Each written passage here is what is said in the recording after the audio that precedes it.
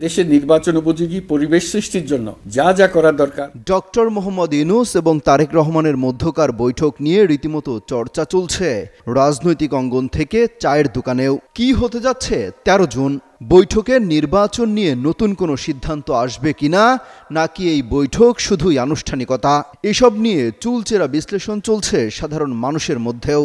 এরই মধ্যে বিএনপির মহাসচিব মির্জা ফখরুল ইসলাম আলমগীর বলেছেন, এই বৈঠক হতে পারে রাজনীতির নতুন টার্নিং পয়েন্ট।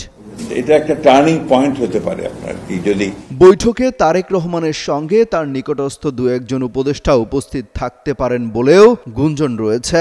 বিএনপির স্থায়ী কমিটির সবশেষ বৈঠকে সিদ্ধান্ত হয়েছে, বৈঠকে আলোচ্য বিষয় নির্ধারণের পূর্ণ স্বাধীনতা থাকবে তারেক রহমানের হাতে। আর এটা ওইটা না, কাপড় ধোয়ার একটাই সলিউশন, চাকা অল ইন ওয়ান। এমনকি তার পক্ষ থেকে একটি লিখিত বক্তব্য প্রধান উপদেষ্টার কাছে তুলে দেওয়া হতে পারে, যাতে বিএনপির অবস্থান আরো সুস্পষ্টভাবে উপস্থাপন করা যায়। এই সাক্ষাৎকারটা হলে অনেক সমস্যা। আগামী 13 জুন স্থানীয় সময় সকাল 9টা থেকে 11টার মধ্যে বহুল প্রতীক্ষিত এই বৈঠকটি অনুষ্ঠিত হবে। সূত্র বলছে 2 ঘন্টার এই বৈঠকে গুরুত্ব পেতে পারে মূলত 3টি বিষয়: নির্বাচন, রাজনৈতিক সংস্কার এবং বিচার। বিএনপির পক্ষ থেকে প্রস্তাব থাকবে জাতীয় নির্বাচন যেন আগামী ডিসেম্বরে অনুষ্ঠিত হয়, নতুবা রোজার আগেই অর্থাৎ ফেব্রুয়ারির মধ্যে।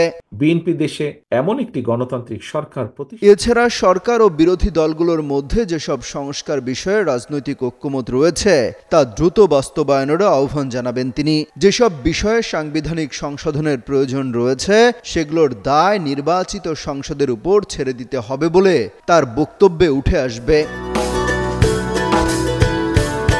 লন্ডন সফরের আগেই প্রধান উপদেষ্টার পক্ষ থেকে বিএনপির সঙ্গে যোগাযোগ করা হয়। বিএনপির দিক থেকে আলোচনার ব্যাপারে ইতিবাচক মনোভাব থাকায় গত সোমবার আনুষ্ঠানিকভাবে বৈঠকটি চূড়ান্ত হয়। বিএনপি নির্বাচনের দল, এটা নির্বাচন করেই ক্ষমতায়। এদিকে তারেক রহমান কবে দেশে ফিরবেন তা নিয়েও প্রশ্নের মুখোমুখি হয়েছেন মির্জা ফখরুল ইসলাম আলমগীর। তিনি বলেন, দিনক্ষণ বলা না গেলেও দ্রুতই তিনি দেশে ফিরবেন। নিশ্চয়ই দেশে ফিরবেন। অমিত হাসান রবিন, যুগান্তর নিউজ। জনগণের ভোটের মাধ্যমে আমরা ক্ষমতায় যেতে চাই।